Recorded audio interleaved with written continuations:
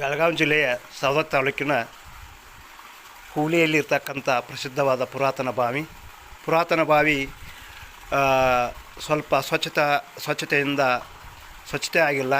ಇಲ್ಲಿಯ ಹೂಲಿಯ ಗ್ರಾಮ ಪಂಚಾಯತ್ ಸದಸ್ಯರು, ಅಧ್ಯಕ್ಷರು ಎಲ್ಲರೂ ಕೂಡಿ ಈ ಬಾವಿಯಲ್ಲಿರ್ತಕ್ಕಂಥ ಹೊಲಸನ್ನು ತೆಗೆದರೆ ಒಳ್ಳೆಯದಾಗ್ತದೆ.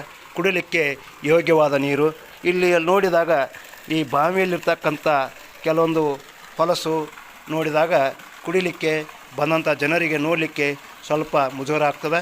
ಅದಕ್ಕೆ ದಯವಿಟ್ಟು ಗ್ರಾಮ ಪಂಚಾಯತ್ ಸದಸ್ಯರು ಈ ಬಾವಿಯನ್ನು ಸ್ವಲ್ಪ ಸ್ವಚ್ಛ ಮಾಡಲಿಕ್ಕೆ ಕ್ರಮ ಕೈಗೊಂಡ್ರೆ ಒಳ್ಳೆಯದಾಗ್ತದೆ.